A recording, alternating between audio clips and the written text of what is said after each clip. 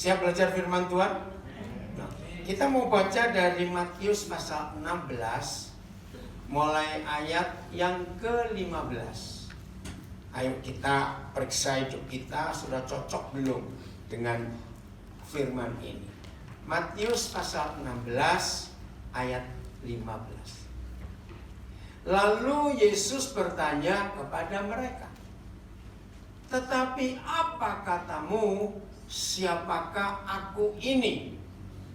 Nah, saudara, sejak Tuhan Yesus memanggil murid-muridnya pertama kali, itu ada di Lukas pasal 6, ada juga di Injil Matius. Nah, dalam berjalannya waktu, dari mulai murid-murid itu jadi murid, sampai di peristiwa ini, ada di satu tempat namanya Kaisaria Filipi, itu di bawah kaki Gunung Hermon. Tempat itu masih ada sampai hari ini. Tiba-tiba Tuhan Yesus tanya, setelah sekian lama dia memuridkan saudara kita itu. Pertanyaannya ini kan aneh. Tetapi apa katamu? Aku ini siapa? Saya bersyukur kepada Roh Kudus. Firman ini menolong saya untuk saya hidup lebih hati-hati dengan Tuhan. Coba renungkan. Kalau saudara punya teman, sudah sekian tahun jadi teman. Saudara sudah menikah sekian tahun. Saudara punya anak, sudah besar-besar. Suatu hari, koming puji Tuhan, saya dari tadi tunggu koming mana baru muncul sekarang. Dari tadi, kok dari tadi. Nah, tiba-tiba teman itu tanya, setelah sekian tahun jadi teman, menurut kamu aku ini siapa?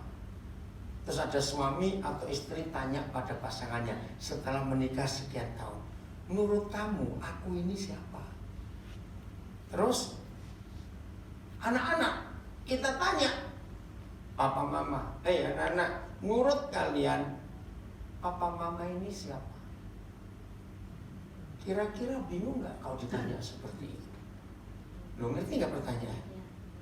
Iya toh? Pasti kita bilang, kamu tuh salah makan ya? Lo kok tiba-tiba tanya aku ini siapa? Saudara, ini luar biasa.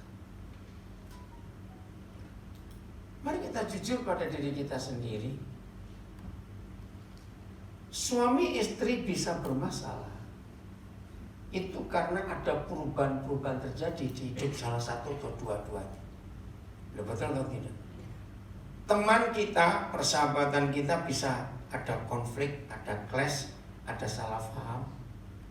Itu kan karena ada perubahan-perubahan yang terjadi. Betul? Berapa kali orang tua kecewa dengan anak-anaknya yang pernah ngomong gini, kenapa ini papa kira-kira lihat kamu kok berubah? Pernah nggak papa mama mikir gitu pada anak-anak? Lo pernah tidak? Pernah tidak juga anak-anak kita merasa, kok papa mama kira-kira ini aneh ya, kenapa? Lo iya atau tidak? Lo aduh, jawab apa saya tanya. Pernah nggak itu terjadi? Nah, ternyata ini pun terjadi dengan murid-murid. Saya percaya kalau kita jadi murid Yesus waktu itu, setelah sekian lama kumpul, tiba-tiba tanya. Lalu Yesus bertanya kepada mereka, "Tetapi apa katamu, siapakah aku ini?" Oke, renungkan. Sering atau tidak, sedikit atau banyak, murid Yesus orang Kristen menganggap Tuhan Yesus itu mesin ATM. Lo ngerti gak maksudnya mesin ATM? Apa itu? Minta-minta terus. Minta terus. Ada tidak orang Kristen seperti itu? Banyak. Banyak. Oke. Ada gak orang Kristen menganggap Yesus itu cuma penyembuh saja, pemberi berkat saja, hanya yang suka nolong saja? Nah, hari ini setelah sekian tahun kita jadi murid Yesus, jujur dalam hati, jujur, jangan lewat mulut, nanti kita bisa bohong dalam menurut saudara, sehari ini atau hari-hari ini, Yesus itu siapa saudara? Apa saudara? Pakai dua kata ya, apa? Kan ini pakai apa? Apa katamu? Siapakah aku? Jujur. Terus jawaban mereka, lihat ayat 16. Ayat 16. Maka jawab Simon Petrus, engkau adalah Mesias, anak Tuhan yang hidup. Luar biasa jawaban ini. Nah, kita lihat ayat di atasnya. Mulai ayat berapa ya perikop ini ya? Coba lihat di Alkitab. Ayo PowerPoint-nya. Ayat berapa? 13. Oke, 13 saja kita lihat ya. Aneh sekali. Setelah Yesus tiba di daerah Kaisarea Filipi, ia bertanya kepada murid-muridnya, kata orang. Nah, sekarang lebih luas. Kata orang, siapakah anak manusia itu? Kata orang loh. Terus mereka jawab ayat 14. Jawab mereka, ada yang mengatakan Yohanes Pembaptis yang hidup lagi kan sudah dibunuh bukan oleh Herodes. Ada juga yang mengatakan Elia, dan ada pula yang mengatakan Yeremia atau salah seorang dari para nabi. Nah, di masa itu kehadiran Tuhan Yesus di Israel itu kan ditolak, nggak diakui, betul? Maka itu Tuhan Yesus tanya kepada murid-muridnya, yang kamu tahu tentang orang-orang itu, aku ini siapa? Nah, ternyata orang-orang jawabnya nabi ini, nabi itu, Elia, Yohanes Pembaptis. Udah, baru dia tanya dari 15. Nah, sekarang menurut kamu siapa? Saudara, mari kita perhatikan. Ini hal yang penting. Kalau kita memandang seseorang dengan cara yang salah, dengar ya.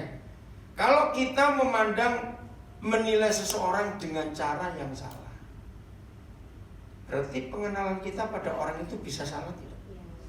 Pasti. Nah, seperti ini yang terjadi. Ternyata di dalam kekristenan, di dalam gereja, banyak orang yang salah menilai Yesus itu siapa. Buktinya tadi, tidak sedikit yang anggap Yesus mesin ATM. Pokoknya kalau perlu duit langsung gedor-gedor surga. Tuhan berkati, Tuhan ini tuh bayar sekolah anak Tuhan, ini kontrak rumah kopis, ini wah macam-macam sudah. Nah, biasanya orang Kristen yang mengenal Yesus hanya sebatas mesin ATM, pasti hasilnya kalau Tuhan Yesus nggak jawab terus jeglek, atau kata jeglek, betul nggak? Terus kecewa. Nah, kosong kecewa tuh ngomong katanya, betul? Masih lumayan kalau cuma katanya. Tapi yang kurang ajar, terus kita ini ngundat, betul? Ngungkit. Tuhan masa lupa berapa banyak saya ini kalau memberi persembahan? Betul tidak? Oh, kalau Tuhan model saya tak kaplok. Kenapa saya kaplok? Kenapa saya tempelin? Aku nggak pernah minta duitmu kok. Betul enggak? Maaf ya saudara, Tuhan kita, Papa di surga, itu nggak butuh duit kita. Amin. Pendeta yang banyak rakus. Betul tidak? Menggunakan firman Tuhan untuk cari duit. Maka itu sangat salah kalau ada pendeta berkata begini, saudara, mari kita beri untuk Tuhan. Salah. Saya ulangi, kalimat ayo kita memberi untuk Tuhan salah besar. Tuhan gak butuh duit kita. Pekerjaannya yang butuh duit, itu baru betul. Tapi Tuhan tidak. Maka itu ketika kita sudah berdoa dan Tuhan tidak jawab, jangan ungkit-ungkit, jangan undat-undat. Tuhan masa lupa gedung tanah yang dipakai untuk gereja itu dari mak saya dulu yang kasih tanah itu. Ada nggak orang pernah cerita begitu? Saya pernah ketemu. Nah, terus maksudnya apa? Terus cucunya nunut. Emak saya yang beri tanah itu. Inilah konsep yang salah. Bahkan tidak sedikit lagu-lagu pun salah. Maaf. Tidak semua doa kita harus dijawab ya oleh Tuhan. Tapi banyak lagu yang mengatakan asal kita berdoa dia pasti jawab. Salah. Kalau semua yang kita doakan dia harus jawab mikiroren. Jadi Tuhannya siapa sekarang? Kita atau dia? Loh, ngerti gak? Kalau semua doa kita harus dia jawab, siapa yang jadi Tuhan? Loh, siapa yang jadi Tuhan? Kita mudah semua. Maaf saya kalau ngomong ini, saya orang Surabaya ngomongnya enak. Jadi tidak semua doa harus dijawab.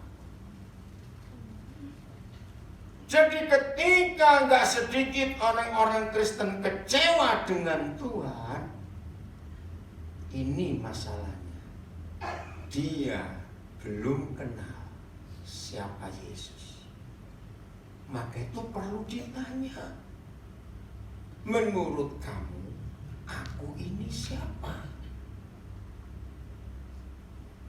Penting saudara mengenali dia. Amin. Nah, yang lebih celaka lagi,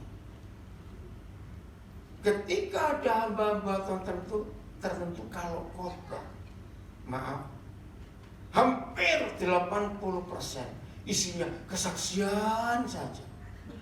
Ayatnya cuma dikit. Betul tidak? Akhirnya kita yang mendengar muncul pemikiran gini. Ih, kok Tuhan beda ya? Ngerti gak kata itu? Kok rasanya jadi pendeta itu enak, kesaksiannya luar biasa. Kok aku enggak? Loh, pernah tahu gak konsep ini? Lalu timbul macam-macam. Satu, kita mulai mikir, kalau gitu Tuhan itu pilih kasih. Dia cuma baik pada hamba-hambanya aja. Ada aku enggak?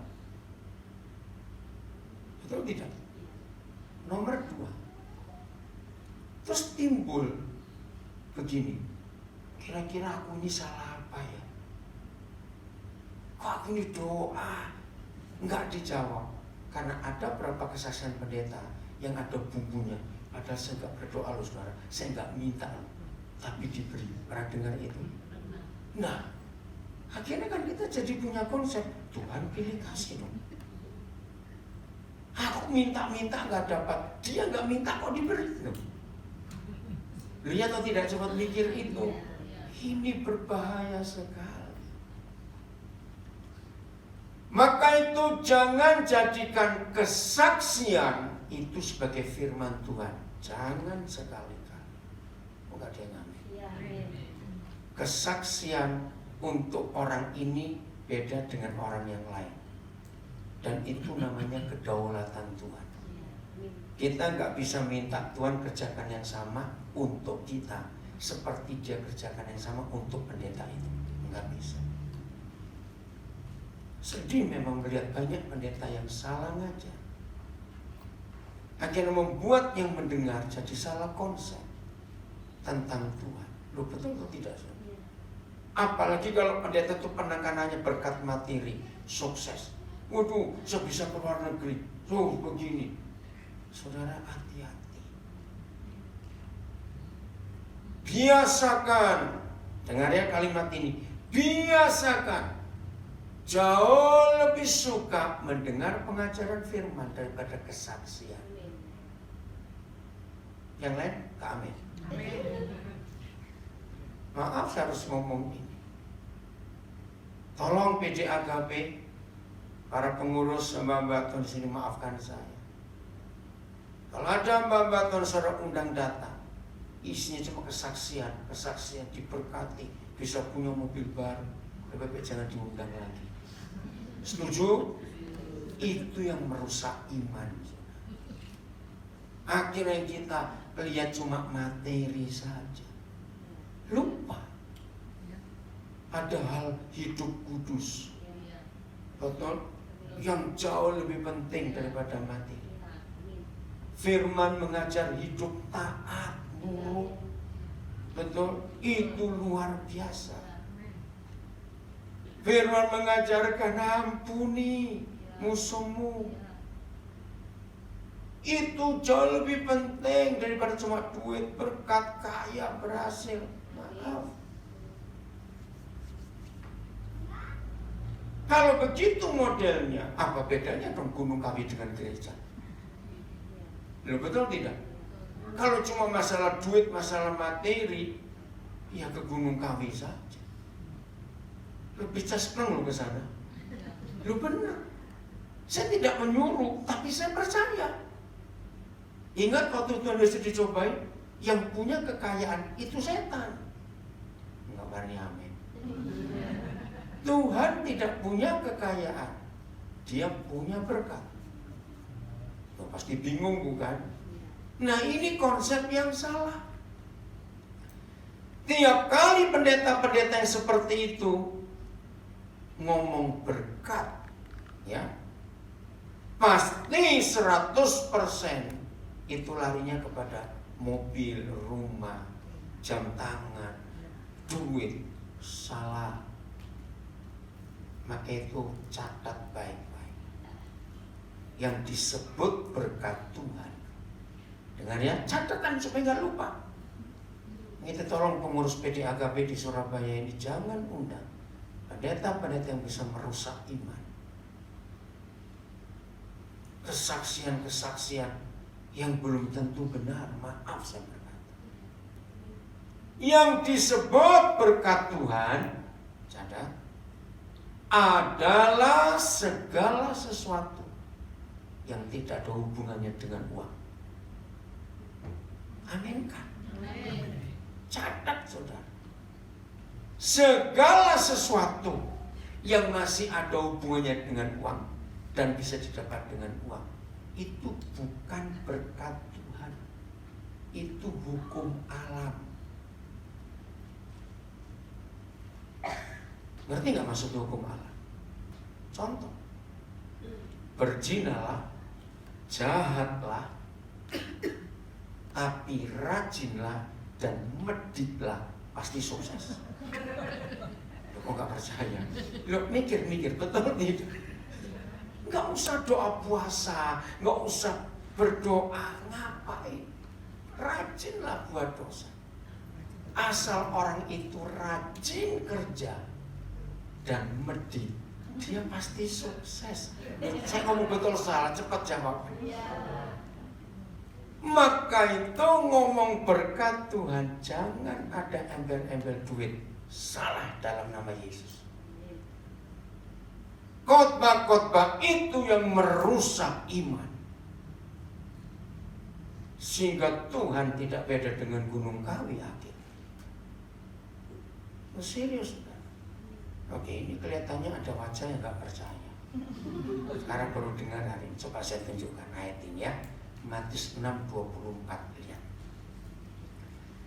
Justru saingan Tuhan itu bukan setan, tapi duit. Dan Tuhan Yesus sendiri ngomong, hanya ada 2 Tuhan di dunia ini, betul? Tak seorang pun dapat mengabdi kepada 2 Tuhan. Kata Tuhan itu Tuhan. Ganti aja gak apa-apa. Karena jika demikian, ia akan membenci yang seorang dan mengasihi yang lain. Jadi hanya begini, ia akan membenci Tuhan yang satu dan mengasihi Tuhan yang lain. Atau ia akan setia kepada Tuhan yang satu dan tidak mengindahkan Tuhan yang lain. Siapa maksudnya? Lihat kalimat terakhir. Jangan bilang kamu, saya. Ganti ya. Saya, 1, 2, 3. Saya tidak dapat mengabdi, menghamba, melayani Tuhan dan setan. Uang. M-nya huruf besar. Berarti itu pribadi. Jadi di dunia ada berapa Tuhan? 2. Siapa dengan siapa? Yesus dan uang. Catat itu. Maka itu ketika gereja dirasuki dengan roh mamon, Tuhannya pasti bergeser. Oke ya, supaya cepat karena saya habis langsung ke Juanda, mau berangkat ke Jakarta. Oh itu maaf tadi VL-nya kemana? Oh desain maaf ya, gak apa-apa ya, habis ini lanjutkan. Maka itu saya minta cepat. Dengar saudara, ini penting sekali. Siapa hafal dan suka nyanyi lagu satu-satunya yang ku andalkan, satu-satunya yang ku percaya, apa? Engkau Tuhan. Nah, oke, denger ya. Saya ini kalau diundang di gereja atau persaudaraan mana saja dan ada lagu itu dinyanyikan, saya pasti buka mata tola-tola.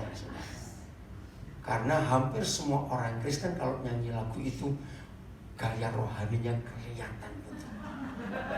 Loh betul tidak? Satu-satunya wah rohani sekali. Saya cuma mesam. Dengerin dulu kenapa. Saya mau bongkar ini. Selama orang itu duitnya masih banyak, pret. Kalau ngomong satu-satunya yang ku andalkan, pret. Mengaku betul tidak? Loh kenapa? Ini serius saya ngomong. Lagu itu akan hidup di kita ketika kita nggak punya duit. Satu-satunya. Selama duitmu masih banyak di bank, ojo nyanyi kurek munafik. Loh serius saya berkata. Maka itu kenapa Tuhan Yesus ngomong uang itu luar biasa. Sebab itu saingannya dia. Serius saudara. Maka itu iman yang benar hanya terbukti ketika kita nggak punya duit. Oh kawan ya. Sudahlah, waktu duitnya banyak nggak usah ngomong Tuhan, nggak usah ngomong berharap Tuhan, nggak usah ngomong iman. Bujuk bujuk. Maaf, lo betul tidak? Lo fakta tidak cepat-cepat. Maka itu sering-sering lah nggak punya duit. Bingung? Enggak kok bingungnya apa? Enggak bingung, nggak punya uang. Serius. Kenapa kau tak tahu? Banyak kepalsuan di antara kita. Maaf saya berkata. Serius, jangan nyanyi satu-satunya. Kalau uang sedang banyak, pret. Jangan lupa itu tadi. Lo betul tidak cepat mikir, saudara. Maka itu kenapa Tuhan Yesus berkata, saya akan susah masuk surga? Orang kaya. Orang kaya. Maka itu pendeta-pendeta yang khotbahnya untuk jadi kaya terus itu jahat, membuatnya yang dengan masuk neraka semua. Serius. Ada yang nyesel datang ke sini hari ini. Lopot tekor. Ngapain aku datang pagi ini serius.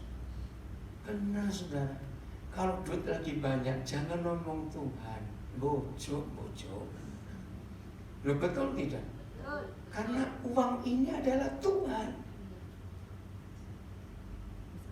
Serius. Saudara percaya nggak orang kaya itu susah mati? Lo kok nggak percaya? Ada dua alasan saya ketemu orang kaya susah mati. Kenapa? Orang yang duitnya banyak ketika divonis dokter nggak ada harapan, mereka akan berjuang terus untuk cari kesembuhan. Padahal jamnya sudah habis di dunia ini, tapi masih ngotot, ingin panjang umur. Lo betul tidak? Karena punya duit. Nek miskin, Taufik sini. Alat rekamnya ini papa mau rekamin, enggak apa-apa. Makasih ya kamu duduk. Ini salah satu anak kami, namanya Muhammad Taufik. Enggak apa-apa, sudah lanjut, enggak apa-apa, duduk aja. Wah, ya ini luar biasa nih. Baik, papa berpaling cerita soal kamu. Dia masih Muslim secara nama, tapi sudah sering dengar firman. Ternyata hari Jumat minggu lalu, ini kan Senin, dia jemput kami di Juanda. Terus dia tunjukkan foto satu anak. Kita biar anaknya Mas. Terus dia bilang gini, Pak, saya punya anak asuh. Oh iya. Saya ketemu anak ini waktu saya nambal ban mobil saya pecah, dan dia bantu bapaknya tambal ban. Terus seperti bapak waktu pertama lihat saya, dia bilang saya kok tergerak nolong anak itu. Terus saya bilang bangga sekali. Dia sekarang biayai anak itu SMA. Nah cuma buntutnya nggak enak. Dia bilang gini, Pak, saya akan berjuang untuk dia bisa kuliah. Nah waktu saya biaya kuliah nggak punya duit, saya minta papa ya. Nah itu. Iya, dia papa bantu. Tapi betul, kami bangga. Dia belum Kristen secara full, tapi karena dia lihat hidup kami, dia menyontoh dan melakukan. Supaya bisa nyekolahkan orang. Coba yang kaya-kaya ngudit minta ampun. Orang pelit itu saudara, kalau berak ada kacanya dicopet. Ngono itu. Biar ngomong ini. Memang pelit, kan begitu. Maaf ya, jangan marah. Oke, saya balik. Makasih Taufik kamu kesini. Nah, dengerin ya. Jadi orang kaya itu susah mati.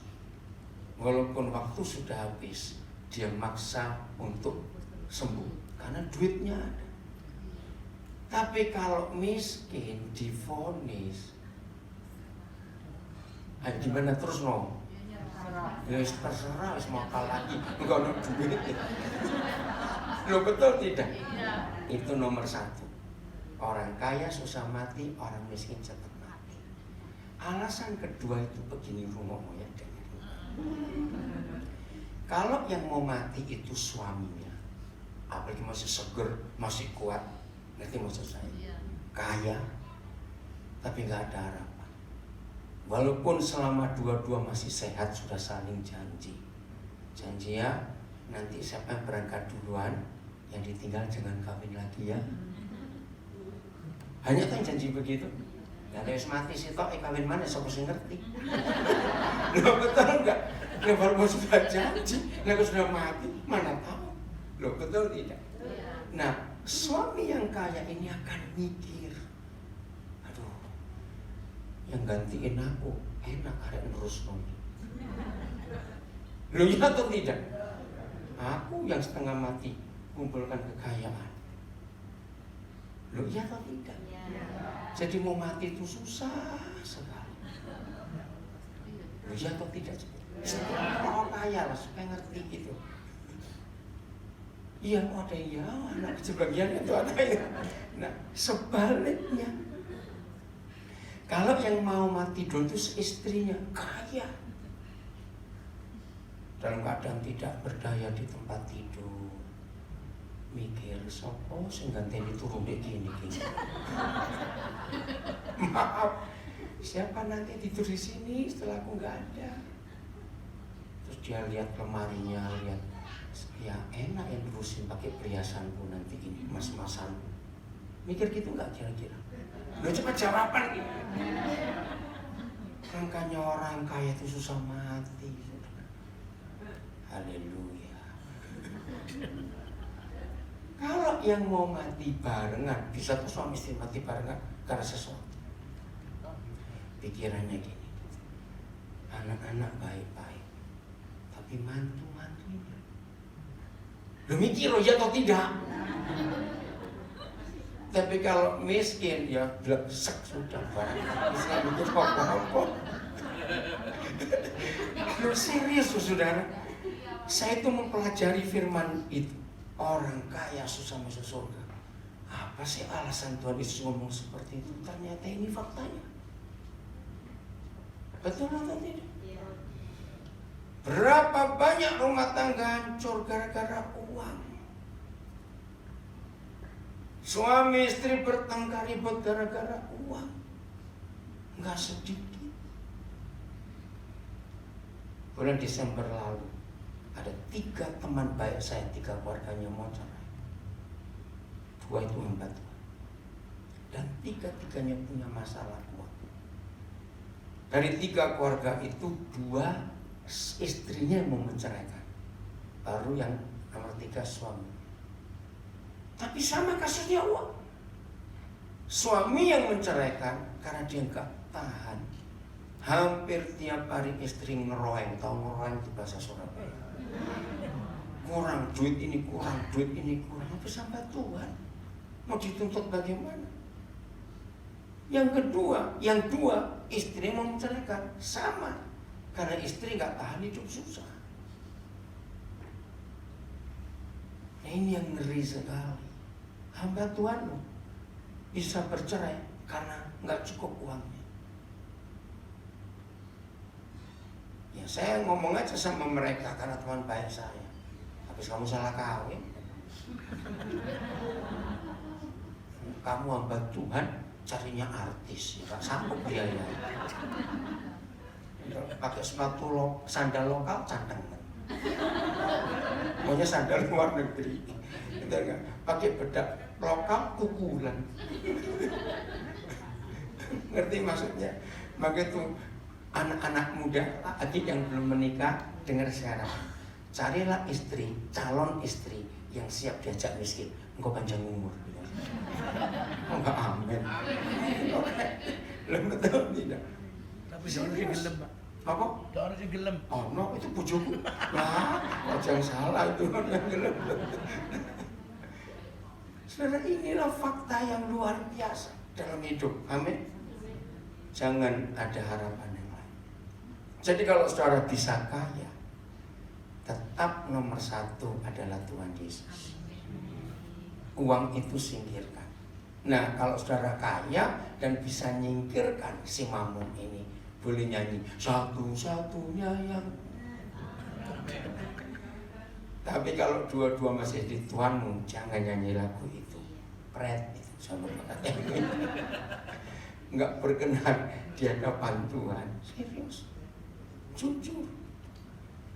Siapa yang kita harapkan, yang kita andalkan dalam hidup. Oke, saya kembali ke Matius 16 tadi. Menurut kamu, aku ini siapa? Temukan itu. Temukan dalam hidup. Berbahagialah kita semua kalau kita bisa tahu tepat siapakah Yesus. Jawabannya adalah Engkau adalah Tuhan. Mesias itu ya. Apa sih arti kata Tuhan? Tadi kita sudah baca, uang juga Tuhan, Yesus juga Tuhan. Nah, kata Tuhan itu definisi yang tepat, dengarkannya. Penguasa tunggal dan pemilik satu-satunya. Itu kata Tuhan. Saya ulangi, penguasa tunggal dan pemilik satu-satunya. Lagi sekali semua dalam hati jawab. Tanya dengan jujur. Siapa penguasa tunggal di hidup kita? Jujur dalam hati. Setelah kita ketemu, siapa? Sebab ada orang Tuhannya itu uang. Banyak atau ada? Banyak. Banyak. Maka penguasa tunggal hidupnya adalah uang. Dan orang seperti itu, wah, paniknya luar biasa kalau nggak punya duit. Betul? Karena penguasa tunggal itu kalau lepas seperti layangan, nggak ada yang megang. Jadi gimana layang-layang itu? Lembung, kena angin. Maka itu jujur, siapa yang memegang hidup ini? Maaf, saya harus ngomong. Sebelum saudara pernah latihan, sering gak punya uang. Kok mana sih ngamet toh? Nah ini loh, repotnya yang sudah kadung uangnya kebanyakan. Ngenol itu kan susah. Loh, betul tidak? Maka itu jangan kaya-kaya, saudara, susah betul. Serius. Jadi sebelum saudara sering-sering nol saldonya, jangan ngomong Tuhan, susah. Ya, ini ada wajah yang masih belum terima. Oke, saya kelihatan dari sini. Ada Ada rai sing marah, rai sing kotak-kotak, mana sudah ngetok kape ini di sini. Oke, saya beri contoh gini supaya saudara sadar. Gitu. Ada orang kaya ke dokter, dan bersamaan itu ada orang miskin ke dokter juga. Dua-dua nggak saling kenal, tapi dokternya ke dokter barengan. Setelah didiagnosa, diapakan, terus mendengar kata, wah harus dibiopsi. Kalau mendengar kata biopsi itu jadi arahnya kemana? Bukan uang mesti salah. Lo bayar uang. Bukan itu. Kalau ada mendengar kata biopsi, itu artinya kemana? Kanker. Ya udah, karena diminta dokter, si kaya si miskin biopsi. Dokter bilang kembali coba sekian hari lagi. Akhirnya dua orang ini balik, gak saling kenal ya. Ternyata dokter dengan berat berkata, terpaksa saya harus berkata kepada dua saudara, saudara terlambat, kanker stadium akhir. Lemes nggak? Lemes. Nah ini masalahnya. Dari dua orang ini, siapa yang langsung? Tuhan. Yang mana? Cepetan. Yang miskin pasti yang disebut Tuhan. Nah, sing sugih. Ayo cepetan, yang kaya. Apa? Berusaha berobat. Dengar pertanyaan. Apakah berusaha berobat itu dosa? Tidak. Nah, salahnya di mana? Apa? Letaknya di mana? Ini. Harapannya ke siapa? Lu betul tidak? Harapannya ke siapa? Inilah bukti bahwa orang kaya mustahil bin mustajab berharap Tuhan 100%. Duitnya awe-awe. Ngerti kata awe-awe? Panggil. Oke, dengar ya, dengar. Sulit atau mudah buat si kaya untuk tidak berobat ke dokter? Si kaya cepat jawab. Lu jawab jujur. Pura-pura kaya semua gitu supaya gampang. Sulit atau mudah buat si kaya 100% bergantung Tuhan? Cepetan jawab. Sulit atau mudah? Kenapa sulit? Nah, untuk apa uang ini? Saudara, perbedaannya tipis sekali. Kan tidak dosa berobat. Lu betul? Apakah Tuhan melarang kita berobat? Tidak, tapi masalahnya harapan ini. Bahwa selama uang itu masih banyak, sulit mengandalkan Tuhan 100%.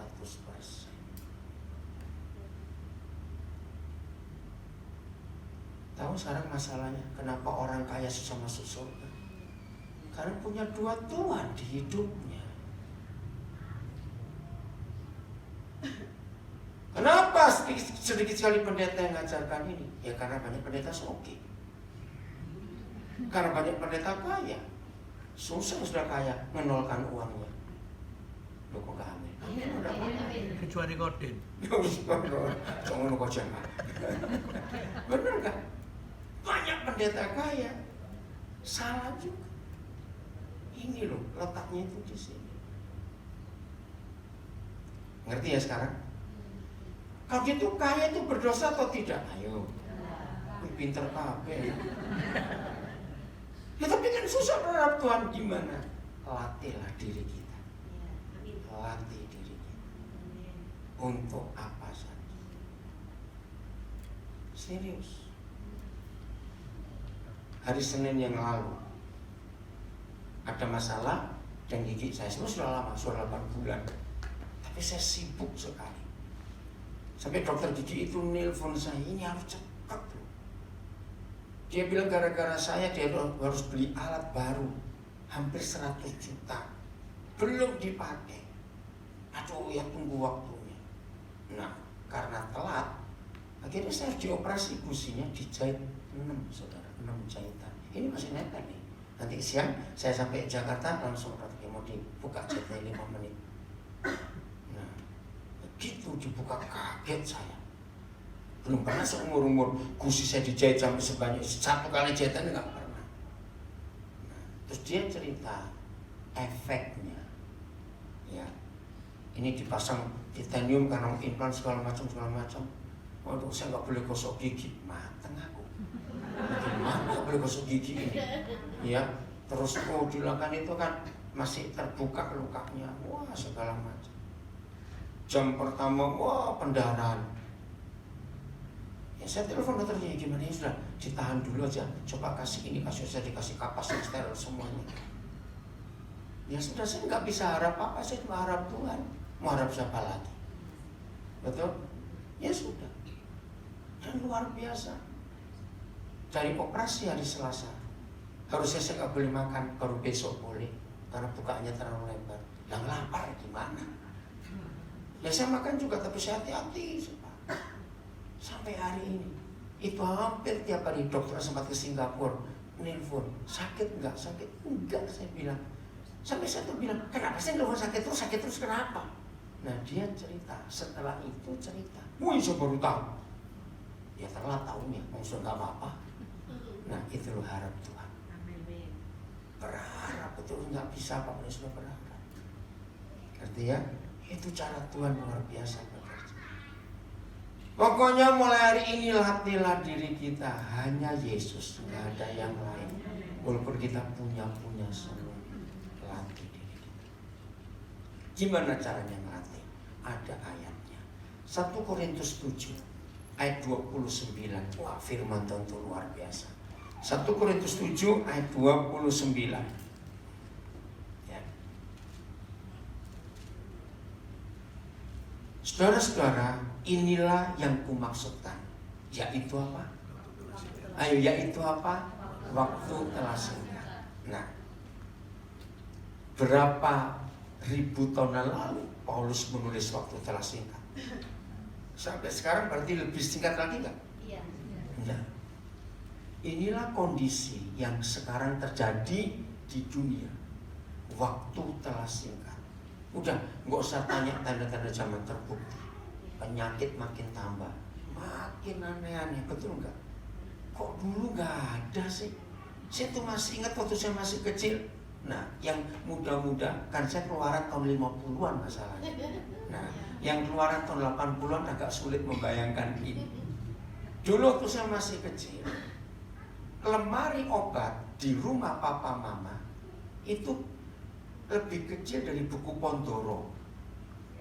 Betul tidak? Rumah burung dara kan kecil.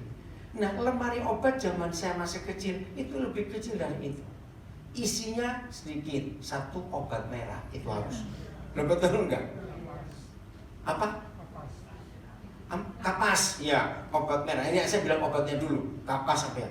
2, minyak kayu putih. Betul. 3, Naspro atau APC. Betul. Yang keempat, Puyer bintang 7. Nomor 14 itu warna merah, sakit panas. Nomor 16 itu warna kuning, sakit kepala. Saya hafal itu. Betul? Zaman itu. Ya. Terus masuk tahun 60-an akhir mulai ada PPO. Masih ingat Pak Pong Oil? Lucu sekali. Nah, zaman dulu lemari obat cuma isinya itu. Kadang-kadang obat panu ada. Betul enggak? Zaman itu obat panu. Zaman sekarang lemari obat segede lemari pakaian. Lu betul tidak? Isinya macam-macam.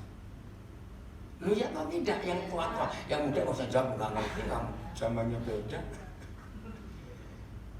Tapi kenapa lebih sehat orang zaman dulu? Kenapa? Banyak jalan, 1, betul. 2, cangkemnya gak geragas, maaf ya, mulutnya gak rakus orang zaman dulu. Sebab yang dimakan gak serame sekarang.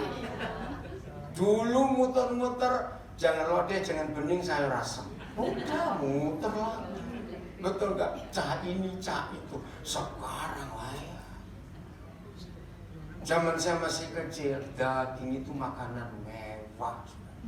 Kalau nggak orang kaya nggak bisa makan daging sapi, betul nggak? Sekarang, Nah ini loh masalahnya. Inilah waktu sudah singkat. Ngeri, dengar kabar macam-macam mengerikan. Oke. Nah apa yang terjadi kalau waktu sudah singkat? Lihat ajaran Tuhan. Satu, karena itu dalam waktu yang masih sisa ini, satu, baca, orang-orang yang cepetan, orang-orang yang beristri harus berlaku seolah-olah mereka tidak beristri. Jangan buat terjemahkan, boleh kami lagi, ya semua bunuh. Bukan itu maksudnya. Maksudnya, sudahlah, waktu sudah singkat. Jangan pusing dengan seks. Besok coba urusin. Yang gak dilayani pasangannya, terus menengoy. Oh gak amin jadi Pak. Ini artinya sudah singkat, waktu masih sisa. Sudahlah, mau saya kalau ngomong apa adanya. Terus kau ngerasa no kabeh, sing kabeh dengan sing kabeh. Sudah gak usah diurusin. Ini kemarin malam saya dapat telepon dari salah satu keluarga. Baru umur 46 tahun. Sudah mendekati menopause. Dan mereka minta pertimbangan saya untuk rahim diangkat karena menstruasinya nggak betul. Terus gimana? Saya ngomong ayat ini. Ya sudah. Terus udah umur sekian, nggak usah mikir masalah seks lagi. Betul nggak saya nasihati suaminya begitu? Ya sudah, terima, latih dirimu untuk menang atas seks. Maaf saya berkata, lihat penyakit kewanitaan makin banyak loh saudara. Ngeri sama itu, tolong ya para perempuan, rajin-rajinnya periksa supaya nggak telat. Kalau terlambat itu susah. Rajin, kan banyak fasilitas sekarang ini ya, rajin. Usaha perempuan. Maka itu mengapa yang ditulis oleh Tuhan lewat Paulus berapa ribu tahun yang lalu tentang suami terhadap istrinya. Karena memang akhir zaman ini setan merusak banyak keluarga. Suami dirusak dengan kasus-kasus, yang perempuan dirusak dengan penyakit. Betul tidak? Maka itu masa yang masih sisa ini, gak usah pusing masalah seks, sudahlah. Setuju? Ya harus setuju, nggak ngomong Tuhan kok. Enggak setuju gimana? Hebat firman ini. Ayat 30 nomor 2 ayat 30 ya. Dan apa? Orang-orang yang menangis seolah-olah tidak menangis. Kok aneh sih firman ini? Oh lama saya berusaha ngerti firman ini, ternyata begini loh. Di waktu yang masih singkat ini, hidup banyak susah atau lebih banyak senang? Susah. Nah waktu kesusahan hidup datang, kesulitan hidup datang, seolah-olah nggak ada kesulitan. Anggapan enteng kesulitan itu. Jangan diperbesar. Amin. Karena waktunya sudah singkat. Jadi yang menangis seolah-olah nggak menangis. Masuk tahun 2018 ini, kebanyakan khotbah saya menekankan, tidak ada persiapan yang lebih baik kecuali persiapan ini. Bukan asuransi, bukan tabungan, bukan deposito. Persiapan apa? Persiapan bisa kehilangan sesuatu dan kehilangan seseorang. Siapkan itu. Lo betul tidak? Lo ya atau tidak coba?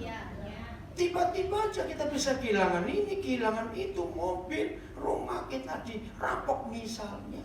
Itu bisa, betul? Tiba-tiba aja ada yang kita kasih meninggal. Bisa saja. Maka itu kalau di hidup kita ada persiapan itu, nggak ada masalah.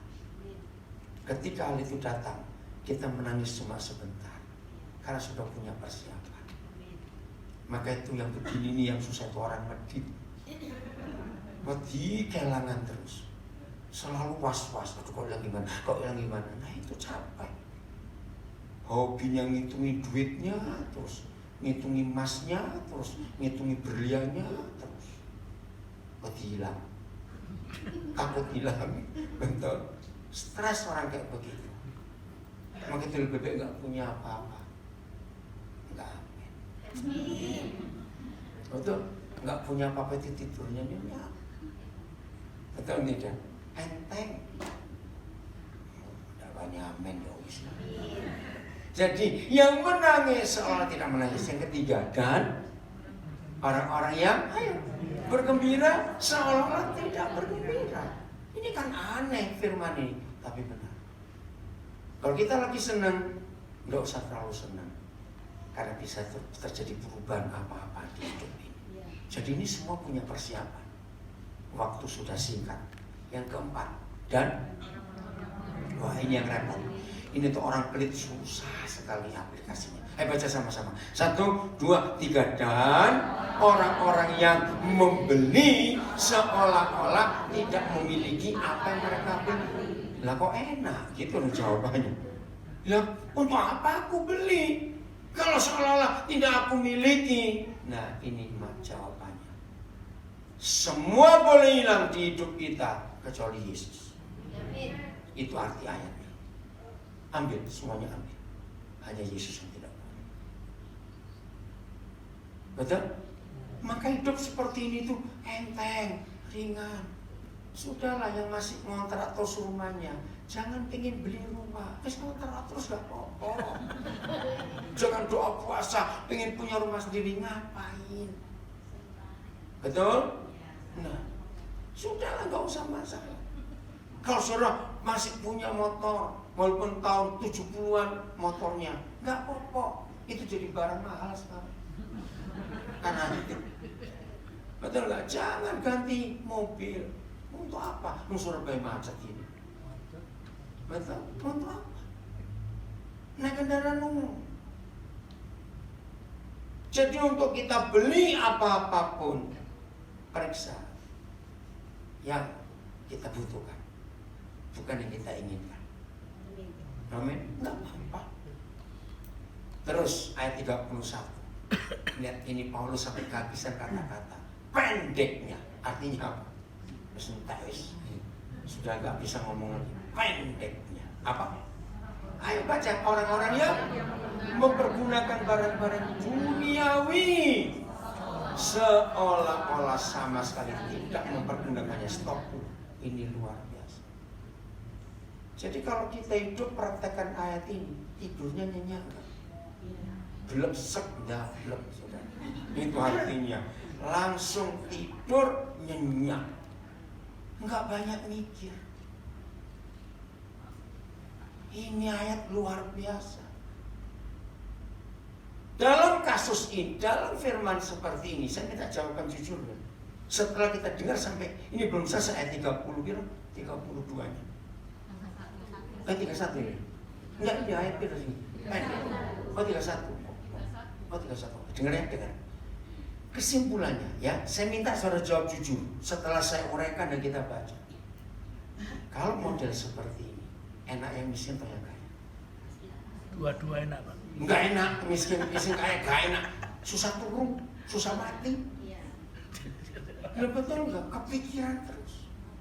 Enak yang berkata cukup dalam hidup. Karena tiba-tiba semuanya bisa hilang.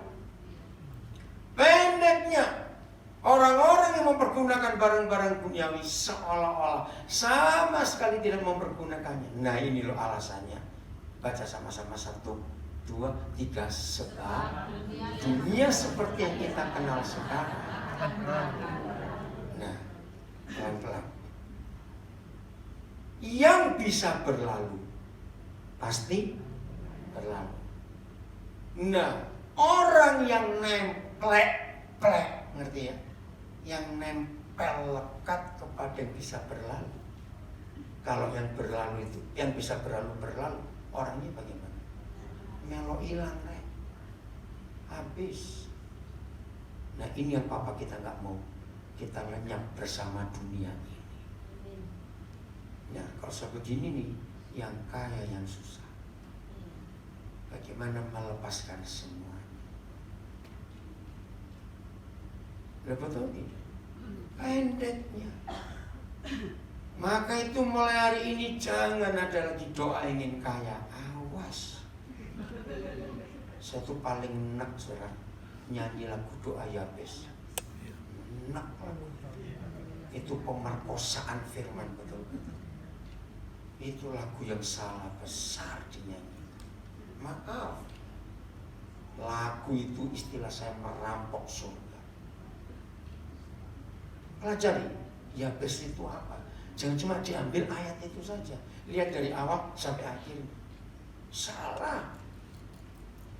Saya sedih ketika melihat banyak gereja menyanyi lagu doa Yabes setiap kali habis kebaktian. Maka itu lagu yang merusak iman, betul.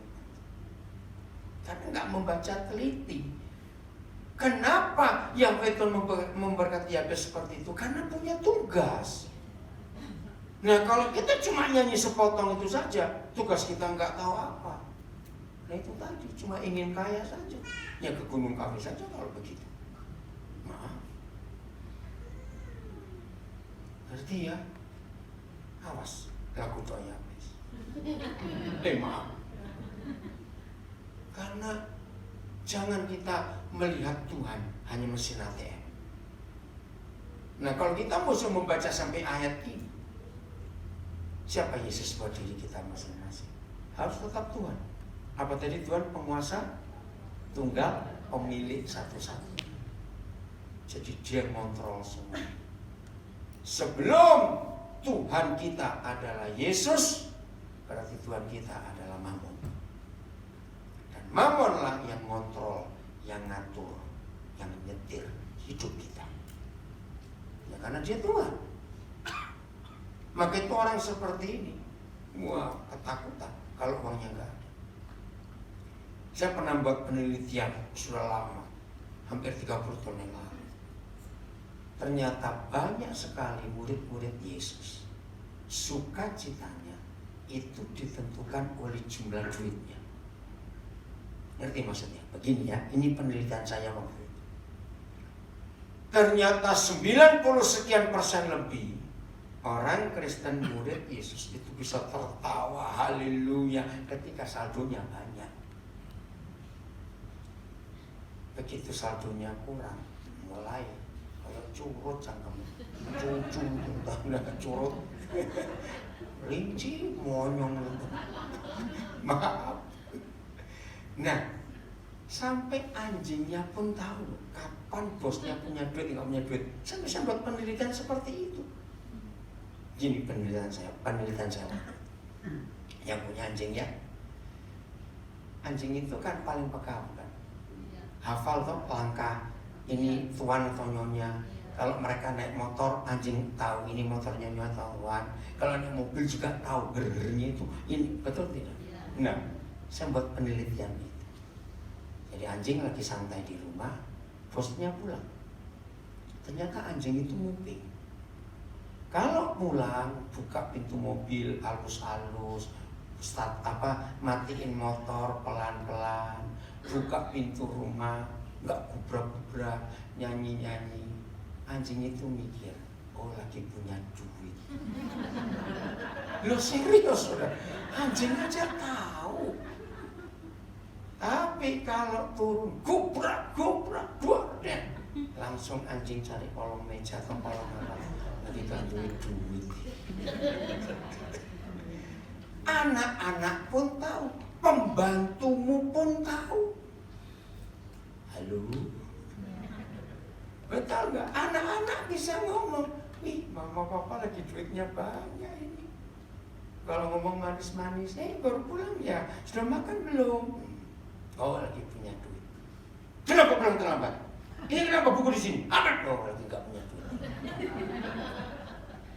Loh, ayo jujur saudara, banyak nggak orang Kristen sukacitanya ditentukan oleh duitnya?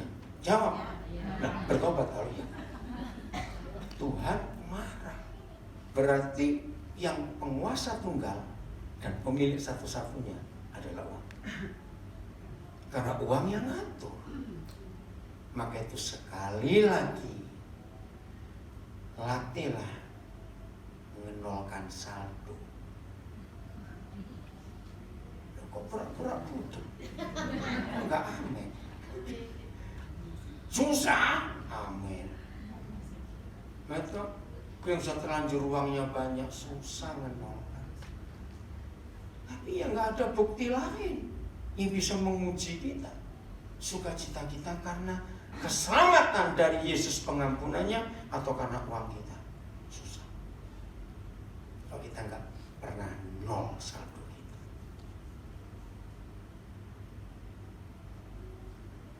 Ada yang kecewa? Oke, ayat terakhir. Nanti sesi kedua Ibu Pendeta Linda Haryanto ada di sini mau sharing. Siap sesi kedua ya? Kasih makan kok tapi beli sendiri. Ini ayat yang terakhir ya. Serius, jangan marah. Lukas 14 ayat 33. Wih, ini firman luar biasa. Oh, cuma satu ya. Maka itu jarang sekali pendeta berani khotbah ayat ini. Karena kalau hamba Tuhan itu tidak melakukan, dia nggak berani khotbah. Tegas Tuhan Yesus. Ayo baca sama-sama. 1, 2, 3. Demikian pula tiap-tiap orang di antara kita yang tidak melepaskan dirinya dari segala miliknya, koma. Nah, yang tegas dong. Tidak dapat menjadi murid. Tapi saya tanya, susah atau mudah menghadapi ayat ini? Salah. Bagi orang kaya yang susah, yang pas-pasan, gampang enggak, memang saya enggak diopok. Enggak, betul enggak? Gampang. Bagi yang punya ini yang susah. Saudara lihat,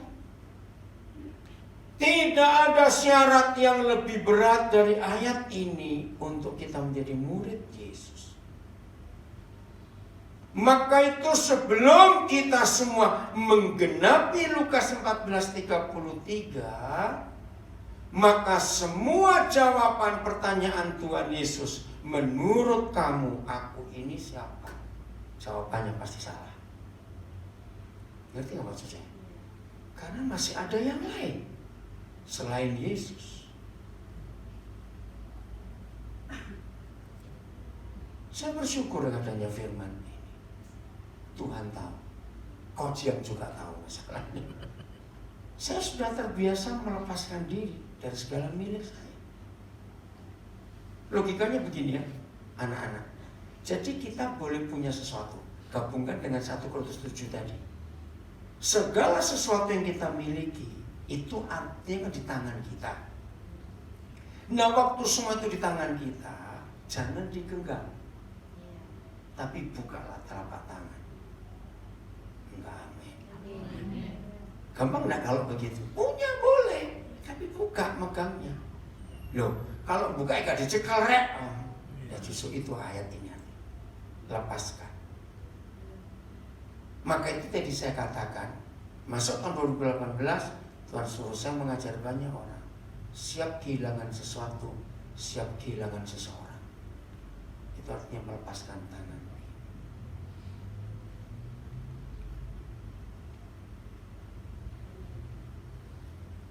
Kok malam kudus misi? Mikir apa ini? Tidak dapat menjadi muridku. Jangan lupa kalimat ini. Tapi Tuhan kan saya rajin berdoa sehari 8 jam loh. Saya ini puasa seminggu 4 kali. Lah kalau mau terus sembuh. Maaf. Saya ini rajin loh Tuhan kau buka doa. Saya ini hafal ayat Alkitab. Maaf. Itu tidak mempengaruhi keputusan Tuhan untuk dia pilih kita jadi muridnya. Enggak mempengaruhi. Cuma satu yang dia minta, lepaskan diri kita dari segala milik kita. Manusia akan jawab sulit, tapi ini perintah, betul? Kalau sudah baca ayat ini bisa ditawar tidak? Nah, itu dia, nggak bisa. Maaf, jangan berkata khotbah ini kok aneh-aneh. Bukan siapa tuh yang menyampaikan firman kok. Betul? Ini kebenaran. Sudahlah, pokoknya latihlah untuk nol. Yang berkata amin, pasti yang sudah nggak punya duit. Sing duitnya akeh, uang elirek. Susah sekali. Mengapa gereja sedikit yang khotbah ini? Pasti secara mikir. Lebih gampang buang sepatu atau buang duit?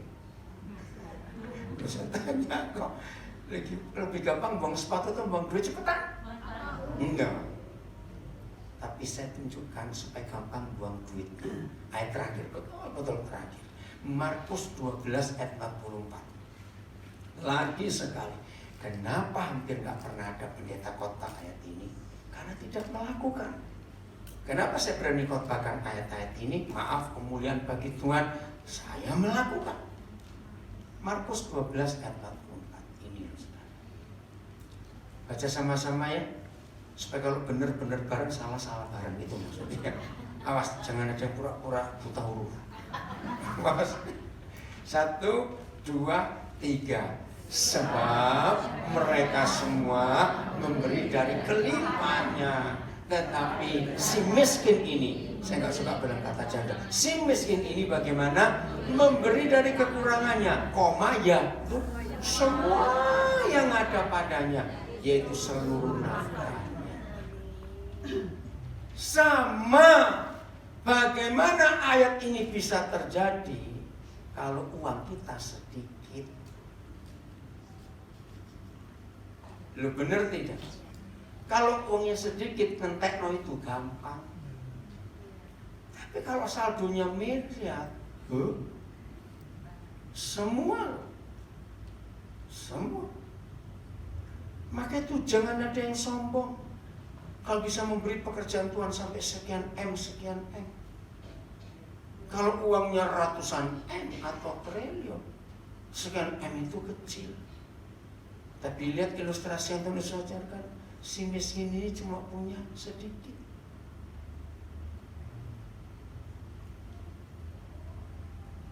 Kok diem lah? Jadi terserah saudara. Ini bukan menghakimi, saya tidak menghakimi, tapi ini kebenaran. Di masa yang sudah makin singkat ini, orang yang susah gak masuk surga, yang hartanya terlalu banyak. Tapi saya ini banyak loh harta saya. Maaf, kemarin siang, Sabtu siang. Saya sudah lama pengen beli rumah di Bogor untuk anak-anak yang sekolah. Di Salatiga sudah beli rumah untuk anak-anak yang kuliah di Satya Wacana di Bogor. Tapi saya nggak tahu.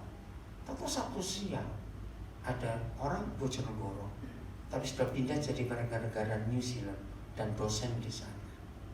Dia dengar tentang pelayanan kami di Papua dan dia mau menyiapkan modul-modul pendidikan. Wah, kami berterima kasih, nggak dibayar, hebat. Enggak, terus dia cerita, kami punya rumah di Bogor, di Baranang yang indah, 3 lantai 5 kamar. Wah, bagus. Nah, dia tahu, dia mau jual, murah. Bukan sombong ini, 1,5 M. Luas tanahnya 300 meter lebih, cukup murah karena saya tahu harga rumah di Bogor. Nah, kalau sampai Tuhan menyuruh saya membeli, saya akan beli, bukan untuk saya. Maka itu rumah ke-60 sekian yang saya sudah beli selama ini. Ayo, punya 60 rumah lebih itu kaya atau miskin? Setengah miskin. Setengah miskin. Tapi bukan saya yang punya rumah-rumah itu, walaupun uang saya. Saya kasih nama orang-orang yang Tuhan tunjuk. Banyak orang yang panik. Dan terus misalnya satu hari terus kamu mati, gimana? Terserah. Itu duit Tuhan kok. Lu betul? Banyak orang yang ngeributi. Tenang. Sebentar lagi dunia ini lenyap kok. Masuk rumah itu lenyap semua. Ngapain pusing? Kalau masih ngamen kan.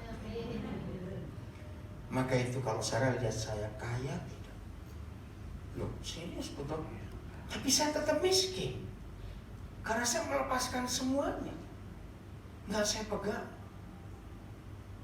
Itu genggaman, nggak ada di genggaman. Apa-apa, sangat saya terbuka. Saya bersyukur kepada Tuhan untuk memperhatikan firman. Maka itu saya bisa ngomong seperti ini karena saya mengalami.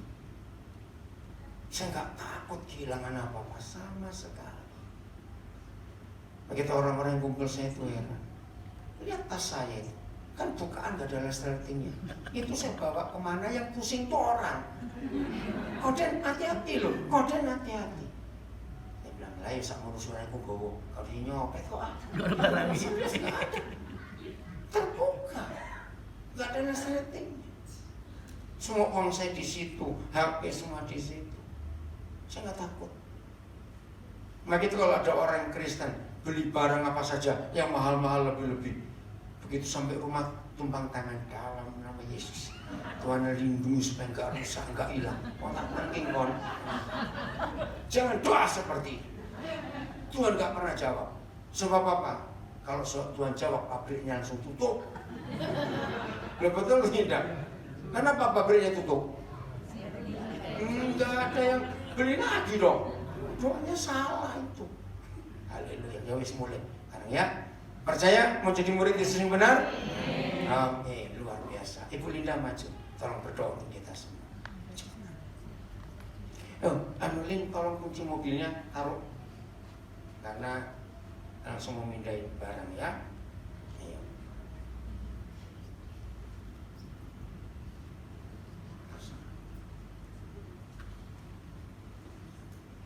Puji Tuhan, diberkati firman Tuhan. Haleluya. Saya nggak tambahkan satu session, cuman bisa melakukan seperti ini, saudara? Amin. Jadi enak jadi mana? Enak kaya atau enak miskin?